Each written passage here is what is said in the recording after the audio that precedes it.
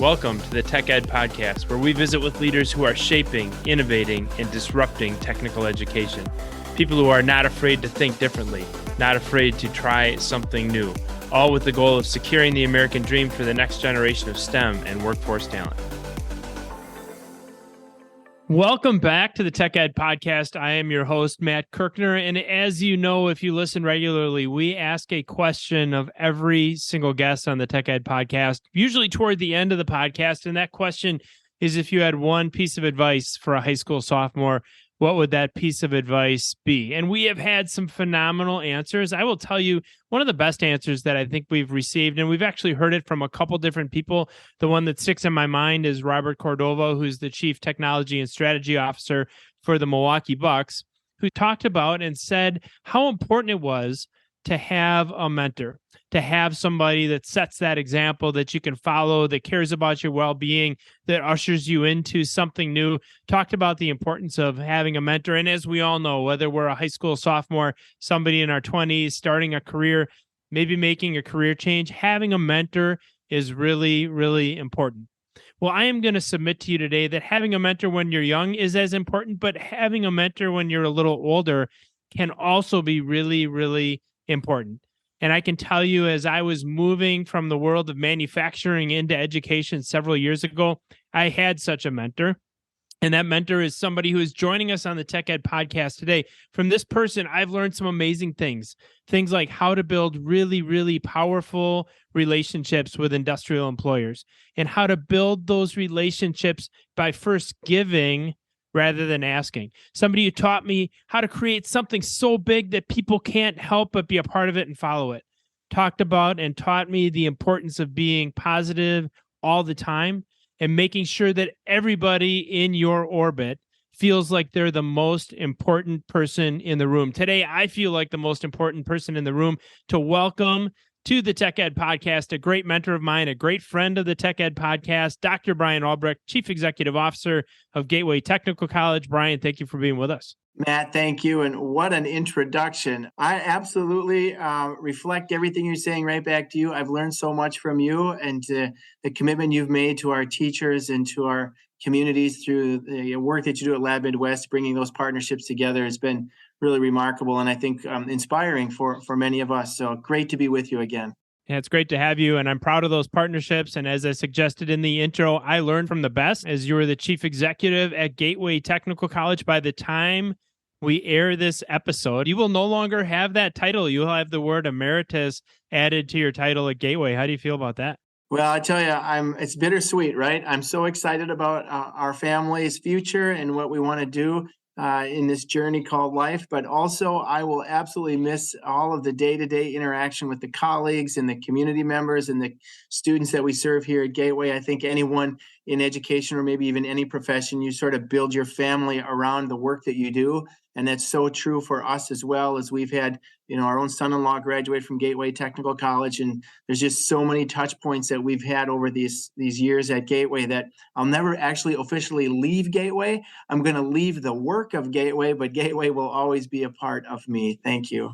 Absolutely. You'll always be part of that Gateway family, and Gateway will always be, as you suggested, such a huge part of your family. And how can it be any different? 19 years of your career invested leading that great institution, and what an incredible legacy you're leaving behind.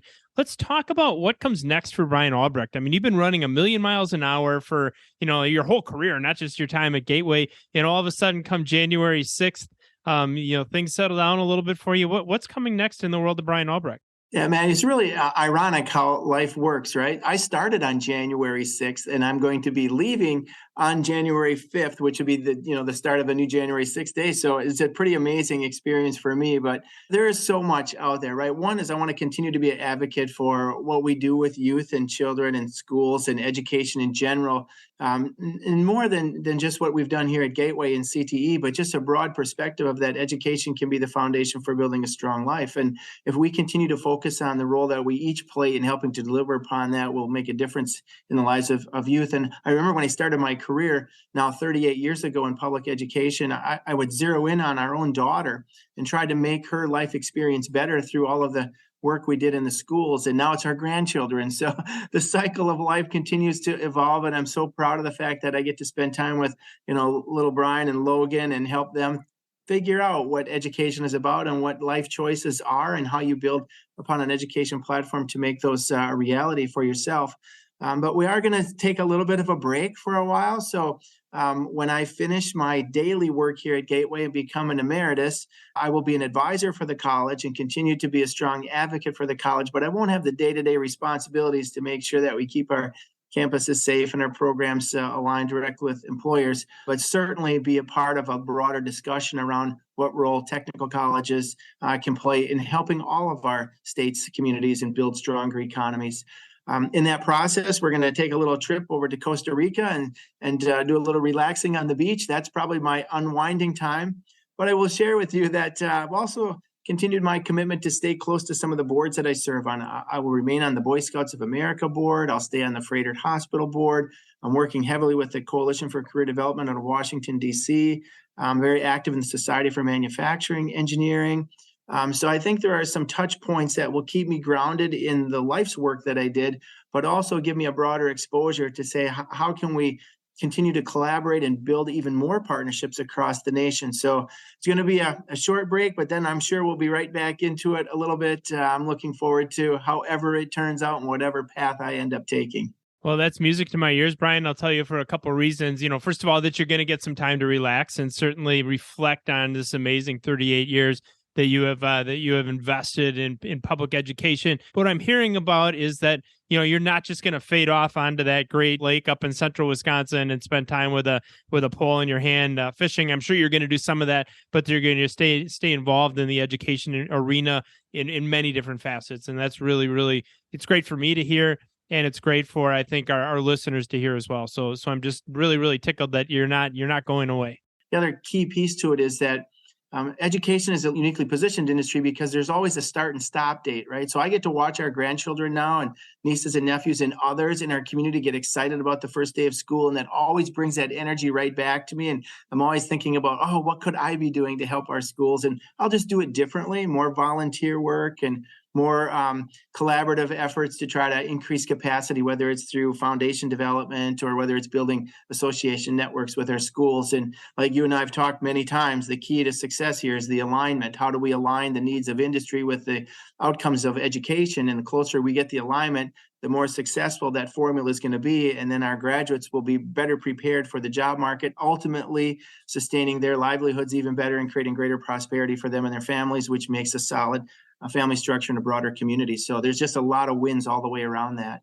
That alignment is so important in so many different arenas, whether it's figuring out how we align industrial employers with education, figuring out how we align different levels of education. You've been such a champion for creating pathways, for creating dual credit opportunities for people in high school, creating pathways on to four-year universities and bachelor's degrees for those that want to pursue that pathway rather. So many different ways in which you've created alignment. You've also created alignment among states and different institutions in different states. And that's my way of segueing to your successor, who's coming to us from a different state. Dr. Raju in the state of Texas now will be moving here to the beautiful Midwest. An interesting time of year to be talking about a move from Texas to the Midwest as we're on the verge of a major weather event here and a major snowstorm. But tell us a little bit about your successor. What should our audiences, if they've been watching Bryan Albrecht's career at Gateway, all the great things that you've done, what should we know about your successor? Yeah, well, I'm very proud, first of all, of our board of trustees who put together a national search. And we had a lot of great candidates that met many of the qualifications, community listening sessions. We were engaged at faculty listening sessions and so on. But Dr. Raju brings a unique perspective to Gateway, not only a geographic representation of what does it look like in a different state, but her passion for community colleges and the investment that she's already made in her own development, whether it's in the manufacturing sector or the work that she's doing currently at Tarrant County Community College, will continue to add value to the role that we've put in place here at Gateway, because we've spent so much energy and effort in building out a new platform for what manufacturing needs to look like to better prepare our graduates. So I think you're not going to miss a beat in all of that. I think she also brings a really strong perspective on the role of communities in college environments. So I always say that while our name is Gateway Technical College, we are our community's college.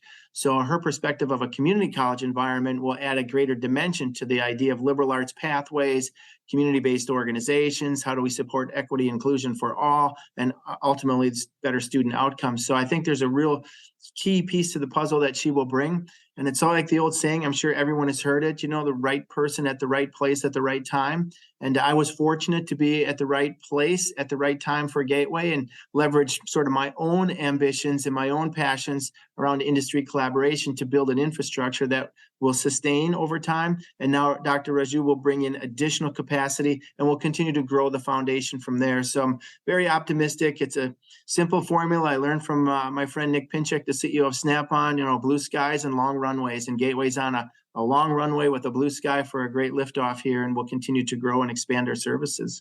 It's a beautiful picture that you paint there. One of my mantras is when the student is ready, the teacher shall appear. Perhaps when the institution is ready, the leader shall appear. That certainly was the case in terms of your leadership at Gateway and all the amazing things that you've done. And we expect nothing less from Dr. Raju. I will submit this. I'll tell our audience that Gateway had a very extensive search process. Of course, tremendous interest in this position, given all of the great things that you've done there, the incredible support of your community, of your industry, the incredible staff and faculty that you've managed to assemble. So it's just a great opportunity for anybody to step into a role.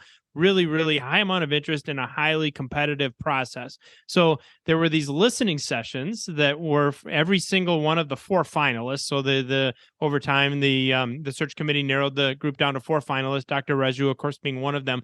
And then there were these community listening sessions. So just to paint the picture, I mean, you would think like a community listening session for a technical college president, there's going to be some people that are really, really interested, might draw, 40, 50 people. So the ones that I attended, we had 2 sessions, each of which had over 100 attendees. I think one of them had 220. So just tremendous interest in this individual coming in to lead the institution. And then you had moderators who moderated each of the sessions. And of course, the moderator's job is to make the candidate look really, really, really good. So the moderator for Dr. Raju's session was the host of the Tech Ed podcast, Matt Kirkner, I'm proud to say. And she was so engaging. She was so down to earth, wonderful personality, phenomenal sense of humor. And I think that the Board of Trustees made exactly the right choice in selecting her for this position. We're just so excited to see what she does with the institution. Yeah, I'm glad that you brought the process to light, because as the old saying goes, it takes a village, right, to educate a youth. It also takes a village to support and sustain leadership in an educational environment. So no one person, not including myself or Dr. Raju, would say we could do this independently. So champions in our community, we're glad that hundreds of people came out for these listening sessions. They have a voice here at Gateway, and to be able to have the sessions moderated by professionals like yourself to really draw some context to the responses and really help the candidates feel relaxed and at ease, because ultimately the success of Gateway is built upon the overall success of the entire community. It's just a matter of helping to guide the ship. It's like the captain of a ship is, not the one necessarily that's running the engines or rowing the boat, right? They're setting the guidance and the direction. And that's what the president will do, is set the direction. And there's a lot of people that are working behind the scenes to keep it moving. Ourselves included, are really, really excited to be a part of the future and to certainly support Dr. Raju in any and every way we can. So as much as our eyes are filled with tears at the departure of Bryan Albrecht, we're certainly optimistic about the future of Gateway, and we know that it'll be in great hands. So I'll tell our audience, a lot of times when we do a podcast like this, the guests will say, hey, what's the topic? What kind of questions are you going to ask me? I want to make sure I'm prepared. Bryan is a veteran, not just of the Tech Ed podcast, but of these things over and over and over again. And so never did that question come up, never did that request come up. So Bryan has no idea what we're going to ask him about, but he's obviously polished enough, quick enough, and brilliant enough to do just fine on his feet. I did come up, Bryan, with a number of questions that I just want to throw at you as we're thinking about your legacy at Gateway, as we're thinking about your future, and don't feel like you got to give 3-minute answers. Let's go rapid fire through a group of questions. But the first one I had is this. I mean, the people, if you meet Bryan Albrecht, right off of the bat, that this is way more than a career for you. What you've done at Gateway, what you've done throughout your 38-year career is way more than just coming to work, earning a paycheck so that you can build your beautiful house up in Tomahawk, Wisconsin and fade off into the sunset. So if you could tell us in a few sentences, Bryan, why do you do it? What drives Bryan Albrecht to put all the time and all the effort and all the passion into doing what you do? It's a great question, and I'm happy to answer any question anyone provides, because when you have a level of commitment and desire, they shouldn't be planned answers, right? And I can honestly tell you, Matt, that I think this all stems from my desire to be a teacher. I started out as a high school teacher and a coach, and I was able to watch young people develop and mature, not only in our classroom and move on to college or directly to work. And a lot of those students that I had some 30 plus years ago now are still my friends today. And I get to see the successes that they have in their jobs and raising their families and so on. And the coaching life brings an entirely different perspective. It brings in a family environment around coaching, and you're nurturing young people to be a part of a broader team experience. So it's not about the individual, but about the whole team. So the idea of being a teacher and role modeling myself after some great teachers that I had, including one that Joe Shante, who helps guide the State Teachers Association for technology. Great person. Great guy. Those are the types of people that I wanted to be like, right? So I think if you look back at my career, at least when I look back now, that focus, that DNA is because I still believe I'm a teacher. Even after I retire from Gateway, my Gateway legacy will be, I hope I was a good teacher and shared with others a perspective on life that helped bring others together, whether it's through industry partnerships or stronger curriculum, or just maybe being there for someone in a time of need. And that's why we've developed so many unique programs for our community, like Promise programs and, STEM education programs and community-based dialogues around diversity, equity, inclusion. So the teacher role is probably what I'm most proud of, and that will be sort of my mainstay. That was my North Star as I went through my career. Well, Bryan, you say you hope you have been a great teacher. I take the word hope out of there. You have been a great teacher, both in the classroom and in so many other ways, as you've guided so many different lives, literally around the globe. I mean, all the different lives that you've managed to affect directly and indirectly. It's just an incredible legacy. In as much as the teaching star may have been your North Star, you are a North Star to so many others. So thank you so much for that. The next question, as you look at your Is it 19 years at Gateway? Is that how long that you've been at Gateway? 19 at Gateway, 16 as the college president. Got it. 19 at Gateway, 16 as the president. So thinking back over those 16 years, 19 years, what's something you wish you would have done a little more of? Well, I have to tell you, when you're in a job like this, you're all in most of the time, right? So spent an awful lot of time, early mornings, late nights, meeting the community, and then wouldn't trade it for anything. Those were all so essential and critical. I've enjoyed the key aspects of the job, which is watching students' success through graduation, commencement ceremonies, pinning ceremonies, all of those. You get to see the light bulb has not only turned on, but it's shining very bright on that person, and their families are all there. So that's a major highlight for me. Developing new programs has been a major highlight. Things change, right? Our communities change, the needs of employers change, and we have transformed so many programs here at Gateway and aligned them with some world-class facilities and labs. So I think that's a key element of our success as well. Building relationships in the community with elected officials so they understand their value proposition. We're funded by taxpayers, so we've got to make sure that those investments are highly recognized and that people see that their investment every year when they pay their tax bill is going to a good institution, and being very transparent about all of that. So that's key for me. Some of the challenges that we faced throughout all of this, one is to, sometimes they're out of your control. COVID was very hard on the educational system. It was hard on Gateway. We had to think differently about the way we interacted with each other, and spending as much time as possible with our faculty and staff is something that I'm proud of, but I wish I would have been able to do more of that. I have a lot of outreach responsibilities, so I'm in the community a lot, as you mentioned, traveling and representing the college. So you're not there every day, but I made an effort to be there as much as I could. And if we had more time in a day, I would have spent even more time there. I think one perspective that we really focused in on at the college was to build that relationship with our K-12, or it might be the feeder pipeline, so that Parents are better educated, students are better educated about their choices, and we've done some remarkable things. Over 7,000 high school students taking now dual enrollment for Gateway. But I would have loved to have spent more time with the parents of those kids and just find out what are the decision-making elements that you're thinking about, so that we can better prepare you with information about the 2-year technical college system and how you can leverage that to your own abilities. That would have been an area of growth for us. I would also suggest that we have some fantastic employer partners in this community, and we've reached out to a lot of the major ones that are iconic, the Haribos of the world, the SC Johnsons, the Snap-ons, the Kennel Manufacturing, Precision Plus. These are great companies, right? But there's twice as many, if not more, really small companies, the entrepreneurial businesses, the 1 and 2 person, the family startups. We do some of that, but I would have loved to do more. And I think that's a strength that Ritu will bring to the college too. We can continue to grow upon those because we now have some strong foundations in other areas. So we will evolve as a college. And I know that some of those areas that could use additional support will receive it. Fantastic. So, by the way, you've set the gold standard for faculty and staff engagement. You've set the gold standard for parental engagement, and you've set the gold standard for industrial engagement. When I ask you what's something you would do differently, you're like, I would do more of what I already set the gold standard at. So that's true Bryan Albrecht fashion. Let's turn that question upside down. If you had those 16, 19 years to do over again, Bryan, what would you have done less of?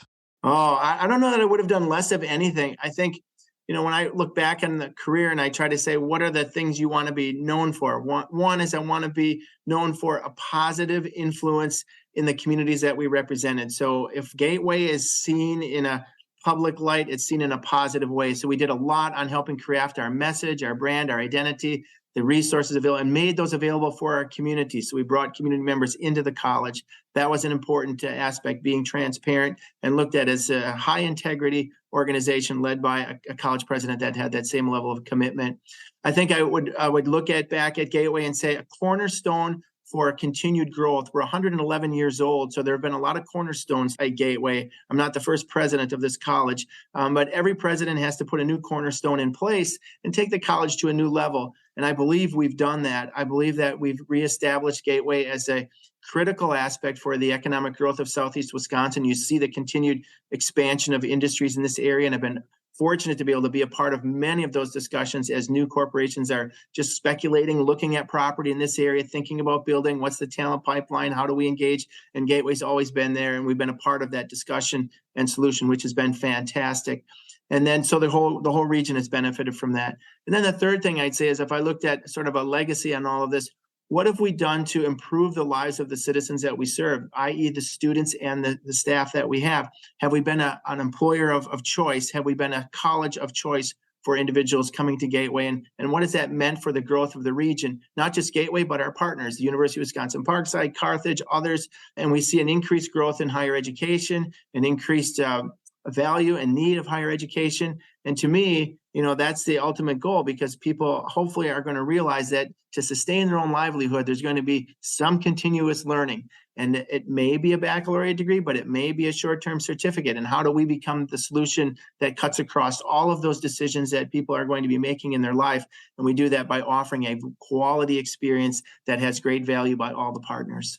And in doing so, you certainly have become that solution. I just want to familiarize our listeners with this geographical area, if they're not familiar with, where kind of Gateway sits in the state of Wisconsin and in the Midwest. If you think about a corridor between Milwaukee, Wisconsin, and Chicago, Illinois, Gateway is almost right in the middle, maybe a little closer to Milwaukee, but right in the middle. That corridor extending up to Oshkosh, Wisconsin, has the largest concentration of advanced manufacturing and manufacturing, one of the largest in the world. I think the largest in the United States, certainly the largest concentration of certain types of manufacturing, like metal fabrication and machining, anywhere in the world.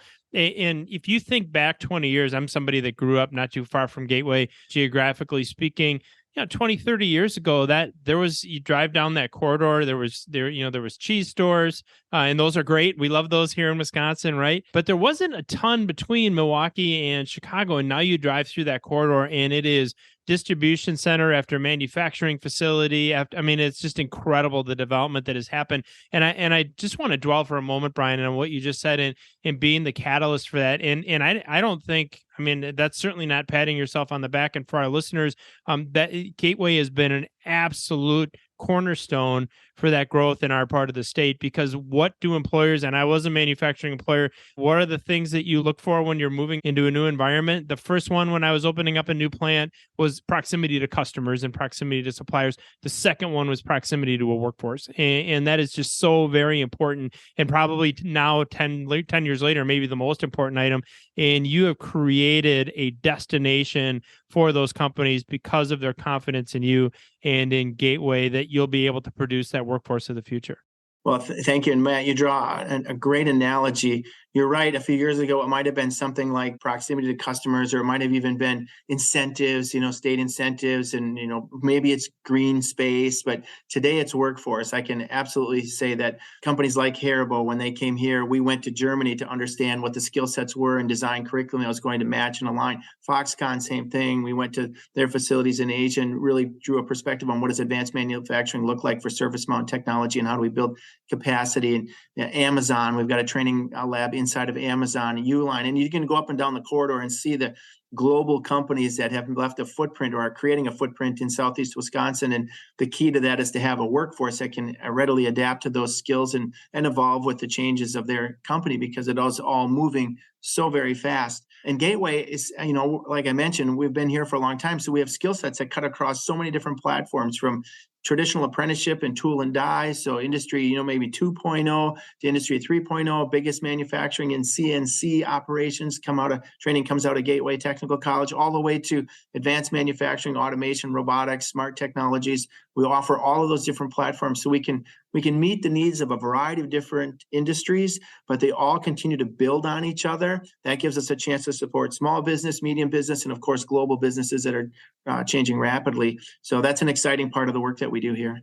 Exciting indeed. In the process of creating that incredible workforce that you have, Bryan, have you gone back and done the math to see how many students have come through Gateway during your tenure as president?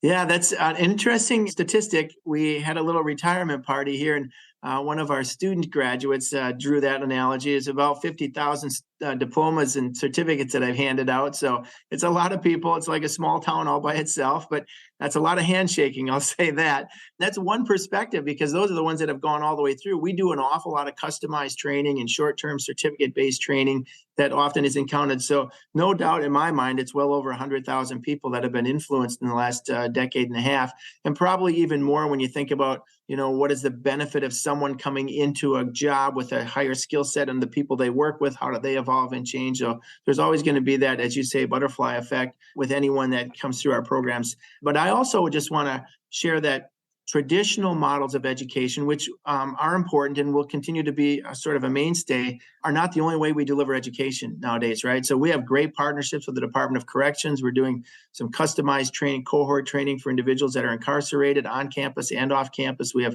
mobile training units that we take to employers and deliver it on site at 2 a.m. if that's the requirement. We have hybrid programs where students can come and learn as their shift ends. All kinds of varying ways in which we offer the educational programs, specifically because our goal and our intent is to make sure that individuals leave our college with the academic credentials to be able to carry their education forward, equal to the skills that they have to do the job today. So we're going to give you the skills to do the job today, but the education platform to know that tomorrow your skills are changed. So how do you evolve yourself to get to that next level? So lifelong learning. So lifelong learning for sure. You're just a couple of working days left before you're done as the president of the college, and you are still its biggest cheerleader and its biggest advocate. I don't know that that'll ever die in you, Bryan, your ability to get people excited about what's happening in Gateway and think about the future. Yeah, man, I can tell you that it was my 7th grade track coach, Mr. Eddie Hammer, taught us that what you do is you run through the finish line. You don't run to the finish line, and because that'll cause you to slow down at the very end. So run through. So I'll still be talking about Gateway well beyond January 5th or 6th, because I'm going to run right through it and make sure that everyone knows that this race is not over. We have no doubt about that. So as you think about the 50,000 degrees, the 100,000 perhaps people who have been affected or experienced the amazing magic of learning at Gateway over the course of your career, I'm sure there's dozens and dozens and dozens of students that would stand out to you. But is there one in particular, Bryan, you'd like to highlight as an example of what Gateway is capable of doing? There are so many, and I would encourage people to go to the Gateway website. You can hear and read the testimonials. There's videos, you can see them too. But Megan Barr, who spoke at my retirement party. Megan is just such a strong champion for us here at Gateway. She was an ambassador for the college. Her story, she would tell you, and she'd be okay, that high school was not easy for her, didn't know where her life's path would be. And she ended up at Gateway and became a student ambassador, ultimately a trustee for the college. So our first student trustee here at Gateway, and then was appointed by Governor Evers to serve on the Wisconsin Technical College State Board. That was a big honor. First student we've ever had at that level. Since then, she's now a transfer student at UW Parkside, continues to be a strong advocate for the transfer rule, and she's been representing community and technical colleges and now universities in Washington on many different occasions to advocate for the role that we all play in helping build and sustaining lives. So that's just one. I look at Zaida Hernandez Ierson, who is a current trustee for Gateway, was a student here, took the GED English Language Learning Program, went on to receive a certificate-based program, went on to receive her associate degree in engineering, transferred those credits to the Milwaukee School of Engineering, was classified as NBC's Young Woman Engineer, had a feature done for her in Washington, D.C., is serving as a trustee for Gateway Technical College, and this last year was elected the chairperson for the National Association of Community College Trustees for Equity, Diversity, and Inclusion. So those two women alone have written a book on the life story of technical and community colleges. And you can go down the list of some really amazing individuals that are now leading companies and, just providing great support and community. And not even touch, Matt, on the role that we play in providing first responder services. So our nurses, our firefighters, our police officers, our EMTs, let's always remember that the strength of our community is based on the health of our individuals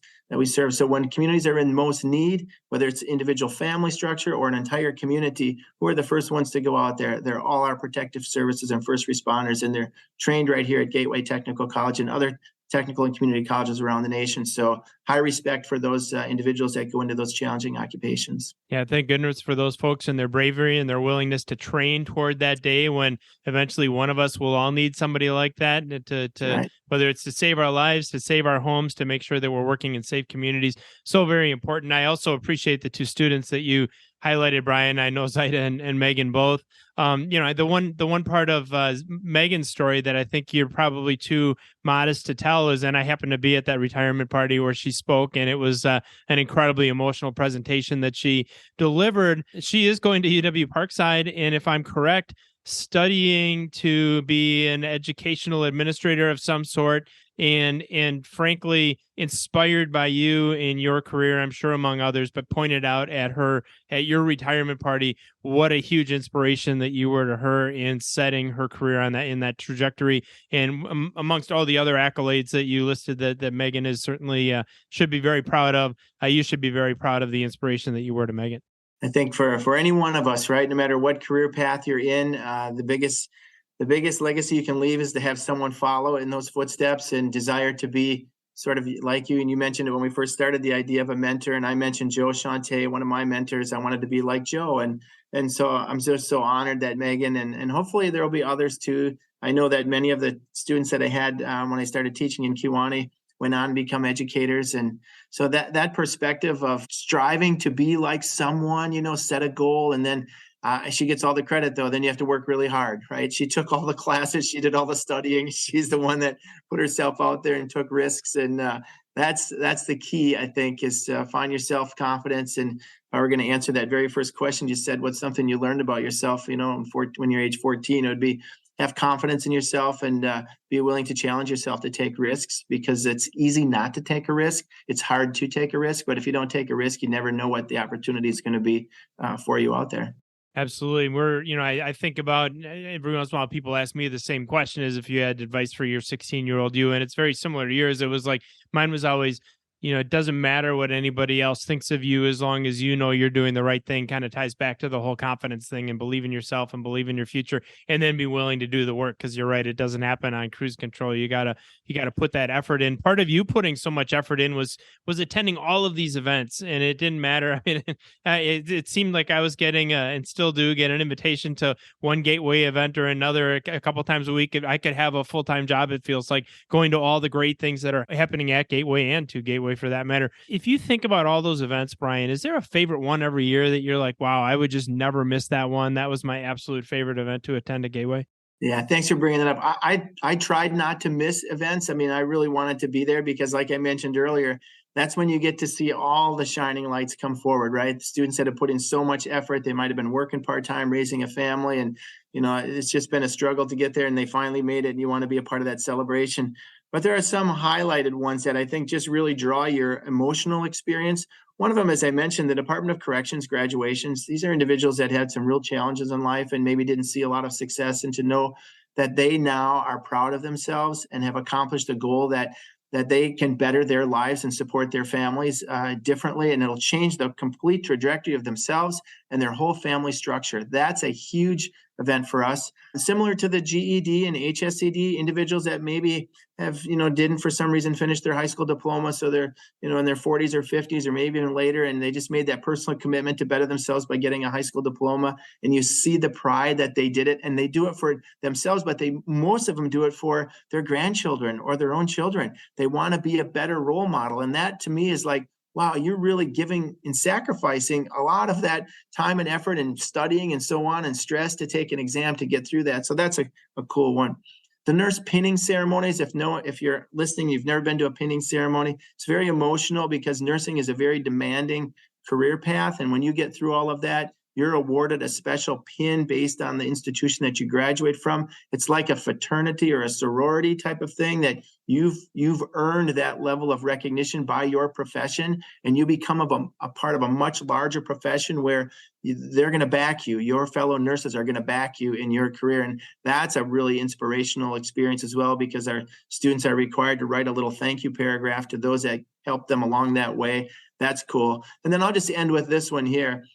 Just overall commencement ceremonies, and we have a lot of them at the college, but when you see a field house full of 3,000 people, family members, and so on, and it's all decked out in all of the colors and all the different symbolisms that you have for commencement, and me personally, I get to wear the big heavy robe with a little medallion and kind of say, you have now completed your degree, and on behalf of the state of Wisconsin, I confer, and all the kids are screaming and everything. There's such an energy flow that goes through here to go like, wow, that was cool to be a part of that, right? And I know that each one of them have done all the work, and all I have to do is say that I confer, and the place erupts. And I think those are some emotional experiences that I'll always remember, and some that I think are very symbolic of the educational institution. Well, and I'll point out that in true Bryan Albrecht fashion, every single one of those was about somebody other than Bryan. So it was never about something honoring you. It was about, how are we taking these individuals who have been involved in corrections and put them on a new trajectory. The GED ceremony, I had an aunt that earned her GED when she was in her early 70s. And we all went to Southwest Minnesota for the party to celebrate her quote graduation party. It was one of the coolest events that I think I've ever been involved in. Certainly the nurse pinning ceremony, and I've never attended one, but I've certainly read about them. And Gateway's social media posts, your social media posts, I know that's incredibly emotional. And then thinking about these 50,000 people that have gone through commencement that you've said I confer to 50,000 other people, and the joy and the futures that you brought to those individuals. So every single one of those about somebody else and about their joy and about their future.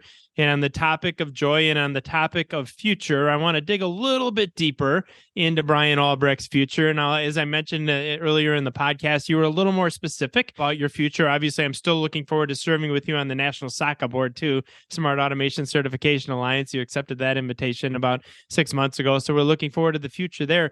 But let's talk a little bit more about, I get the sense this isn't the end for you, and whether it's volunteering or something else comes, you're still, in the whole scope of time, a relatively, in fact, quite a young individual with a long runway ahead of you, to kind of take the blue sky analogy from earlier in the discussion. So, I mean, if we were to look a few years into the future, Bryan, I mean, is it maybe something at the federal level, Department of Education, something at the state level? Would you ever consider running another institution and continuing to do these amazing things that I can tell you still have a tremendous amount of energy for?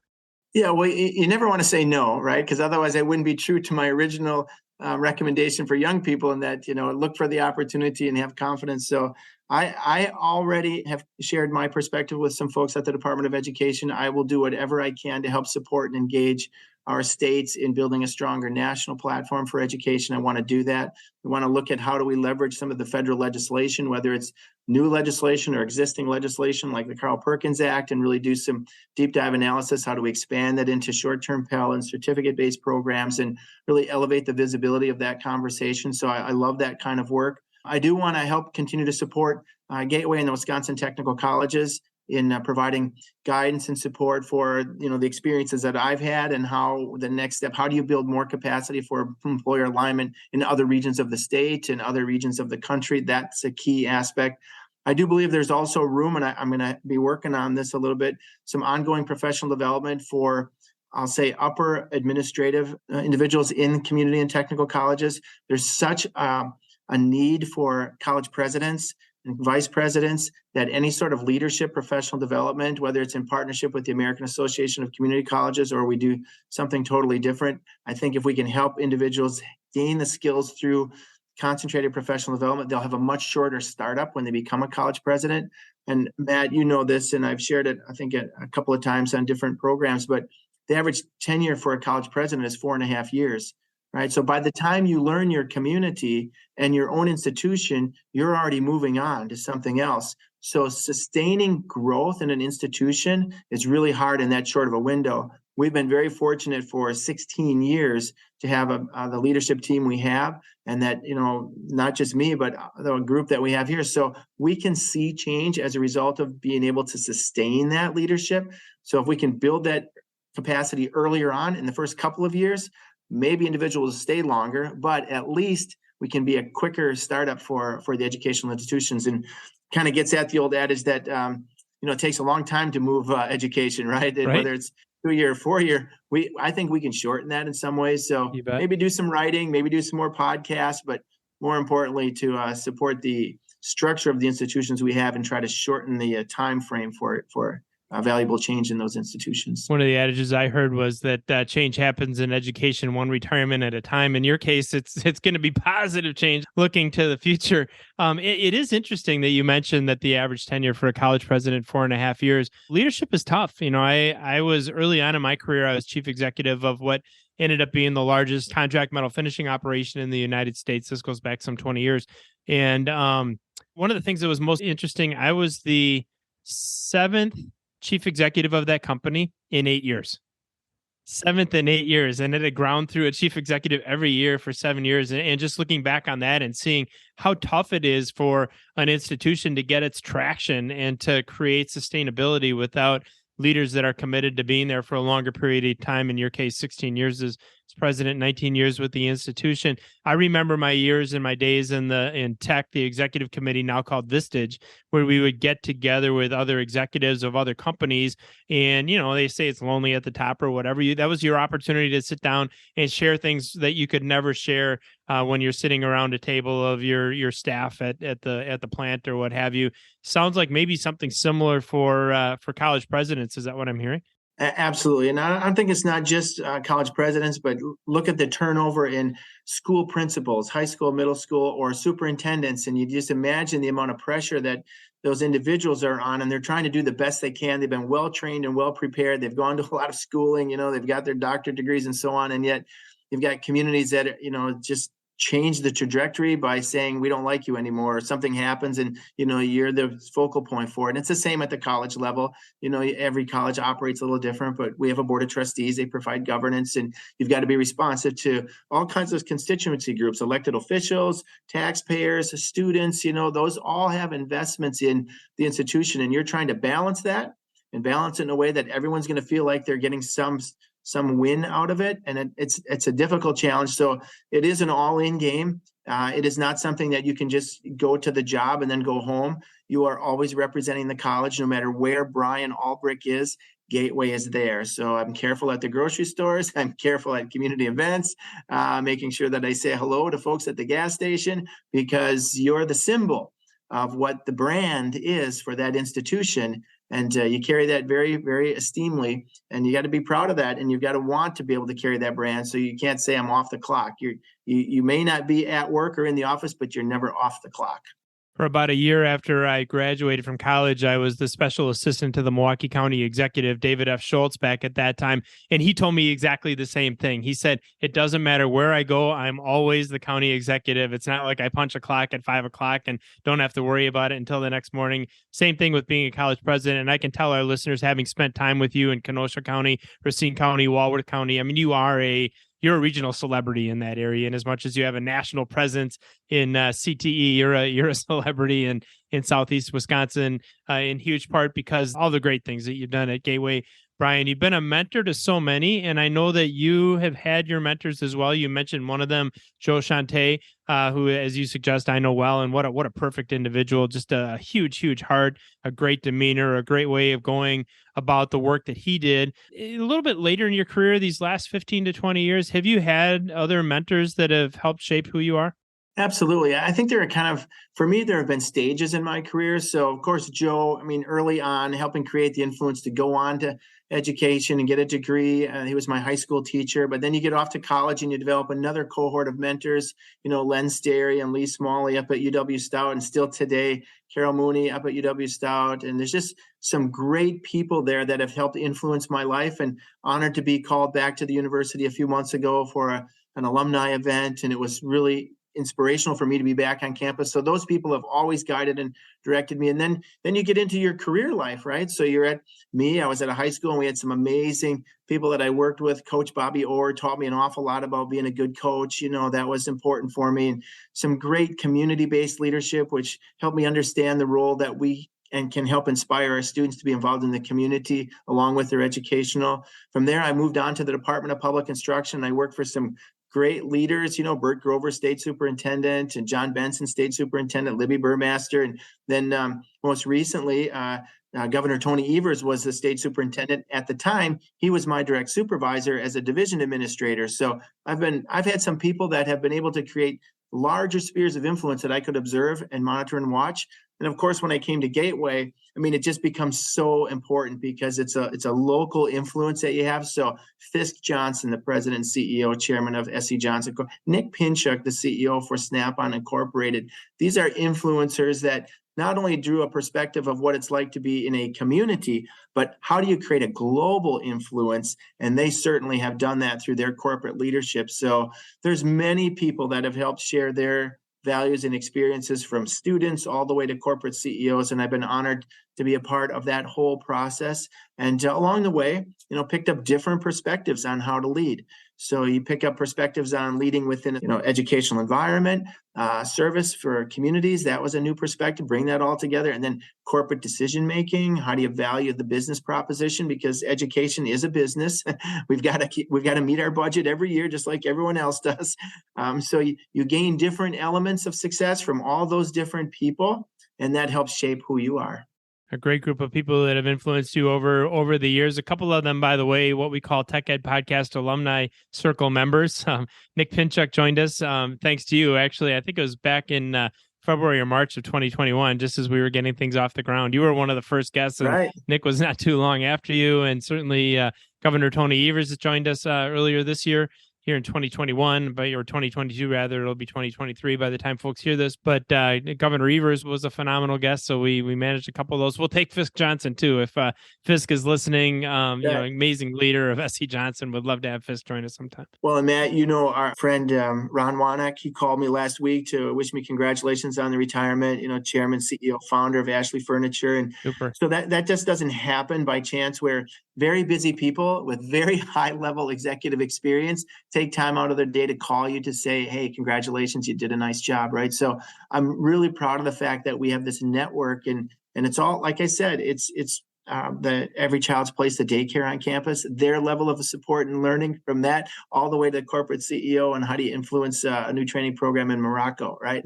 So we've been able to span that whole spectrum and build bridges between all those organizations as well. So including yourself, Matt, I do want to make sure that everyone knows that you've been a great friend and mentor. You helped conceptualize what advanced manufacturing should look like for Gateway, and in turn for the nation. Schools all over the country come and look at that. They model it and they replicate it. And we're seeing great progress in automated manufacturing systems across the country. Well, we are proud of that. I mean, it's certainly, and you're exactly right. It's amazing how many folks want to come and see the amazing things that you've managed to do and your team has managed to do at Gateway, creating, really the leading Industry 4.0 learning center anywhere in the world. And you continue to have great people like David Aguirre who are innovating down there every single day.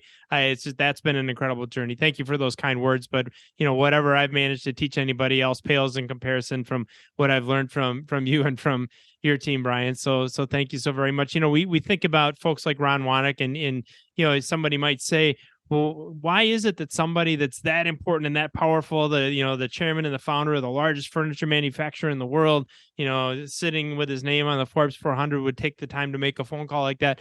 And what I would respond is, that is how that person became that successful, was that they cared enough about other people and what other people were doing that you said earlier, it takes a village. You have to have a whole group of people behind you. So many of these people have managed to create that group of people behind them and supporting them. And who among us wouldn't do something great for Ron Wanek for all the great things that he's done. He's done certainly for our organization and for Gateway as well. We've got just a few short minutes, and I want to make sure I'm respectful of your time, Bryan.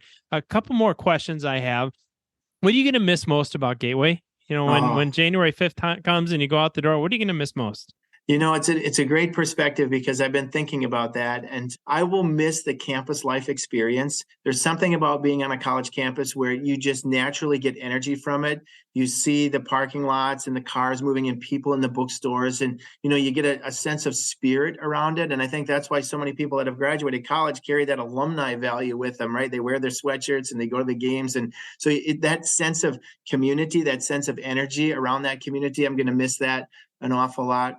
I'm going to miss the opportunity to watch Gateway grow and flourish. We've done a lot, and I'm very proud of that, but I just know there's so much more to do, and I know what's on the kind of the sketch pad for our community. So I'm excited about some new developments at the high school level, which will mean great things for Gateway. We've got our 3-year plan, which includes an expansion of one of our campuses, and I won't directly be here to observe that, but I just know that those are all really great things that people will rally around for that.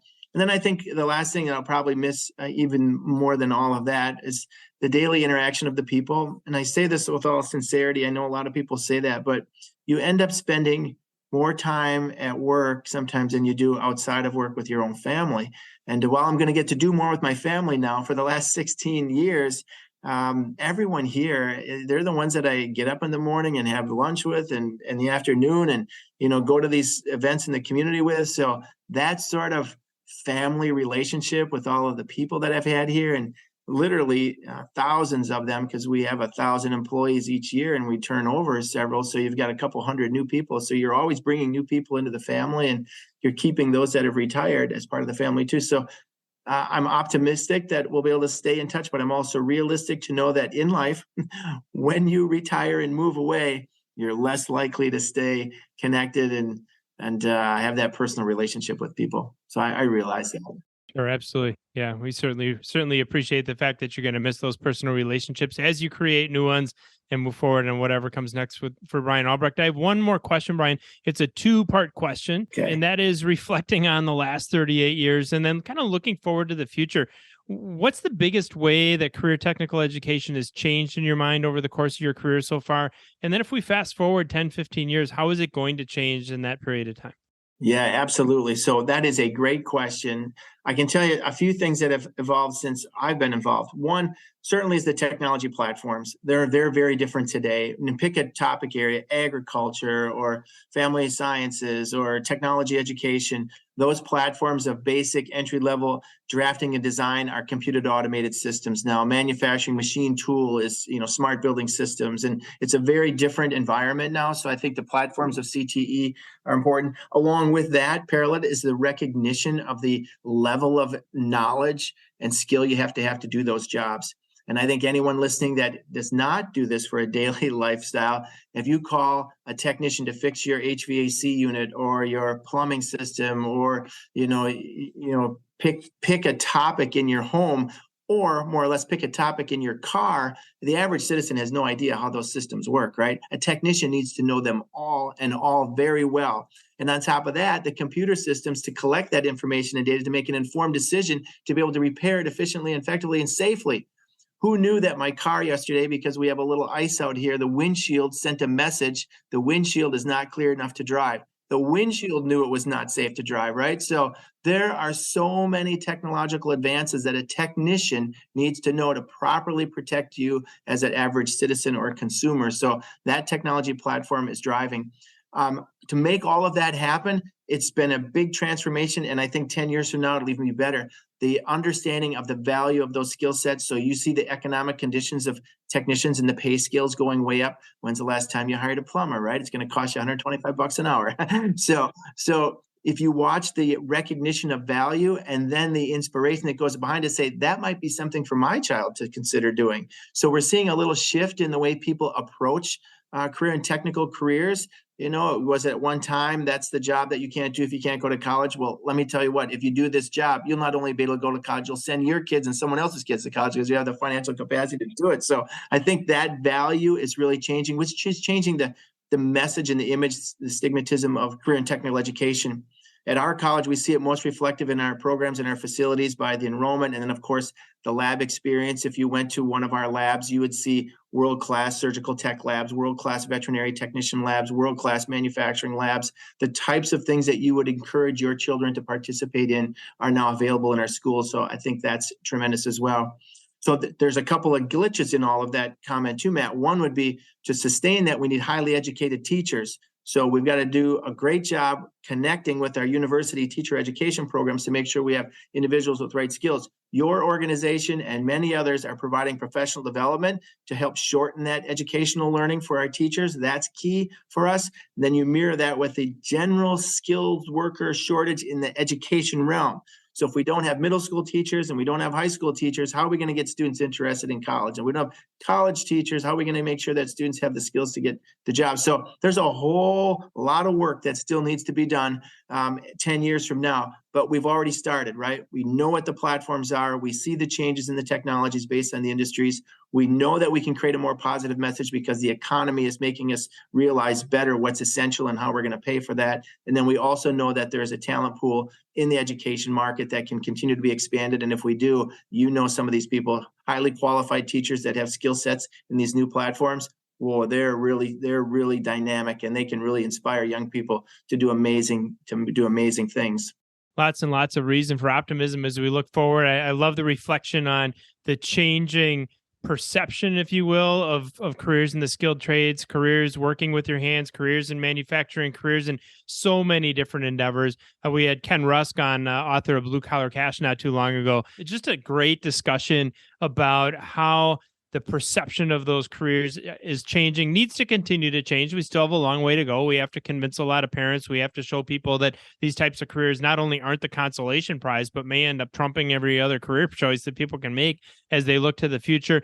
The role of technology in upskilling and training that next generation, whatever it is, whether it's in healthcare, whether it's in public safety, whether it's in manufacturing, all these different endeavors, really important. And you touch on another thing that's really near and dear to our heart here at the Tech Ed Podcast, Bryan, which is that shortage of teachers, especially in CTE. I mean, across the platform is, it's just incredible how many opportunities are available in the world of education. But without those individuals to inspire that next generation in the way that you've been inspired and in the way that you've inspired so many others, the future maybe is a little bleak. So we have to get more and more people interested in understanding of the great opportunities in teaching career technical education as we inspire the next generation. You bet. I try to remind our community, just observe your own life, right? So when you get up in the morning, observe how you live your day. So you get in a car that's probably remote start and it's got smart sensing technology all over it. And you end up going to the gas station to get a cup of coffee and it's probably a personless, autonomous teller, right? It automatically deducts it from your bank account, or you hold your phone up to something and it automatically deducts. And, you end up going, to do your work, whatever it might be. And there's going to be some level of influence that is changing the way that you think about the work that you do, and that influences the life that you lead, right? Where do we get our news media from and all the platforms? How do the streetlights come on all by themselves, right? Someone has to do that work, and all of that's happening behind the scenes, and our communities are driven by technically skilled people that are providing all of those support systems to allow you to get that cup of coffee, to get to work safely, and to have the street lights turn on. And that's an amazing perspective when you just observe your own life during the day and say, what if that didn't happen? How would I go about doing that? Observe your own life and see how technology and the people behind that technology and the people behind that innovation and the people applying that technology make such a huge difference in our lives. We spent some time observing the life of Bryan Albrecht today, from his time as president at Gateway Technical College, the mentors that have influenced him over the years, mentors that influenced him when he was younger, what he's going to do in the future. Yes, he's going to spend tremendous time with his family and relax a little bit, but we're pretty certain that this isn't the end of the road for Bryan. We're going to see him back around again. Who knows, Bryan, maybe 5-10 years into the future, we invite onto the Tech Ed podcast Secretary of Education Bryan Albrecht. I don't know, but whatever it is and wherever you end up and whatever you do, you are always welcome here. And I know this isn't the end. Thanks so much for being with us. You're very welcome, Matt. And if that ever happens, you'll be my first interview, I promise. But awesome. We're going to hold you to that. Yeah, just in summary, to all the audience, and of course to you personally and your team there, thank you for doing this. The Tech Ed podcasts are so important. It helps get a message across, an inspirational message for many teachers to say that we trust you, we value you, and we're proud of you. And that's the important message that I wanted to share today. And I think they're all doing some amazing work in changing lives for individuals. For Bryan Albrecht, it's never about Bryan. It's always about everybody else. And we appreciate those kind words. We are going to leave it there. Thanks for being with us. Thank you.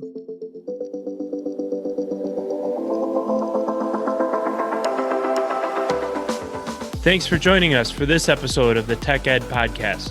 If you haven't already, subscribe, leave a review, and if you like this episode, share it with a friend. New episodes launch every Tuesday, so listen in next week.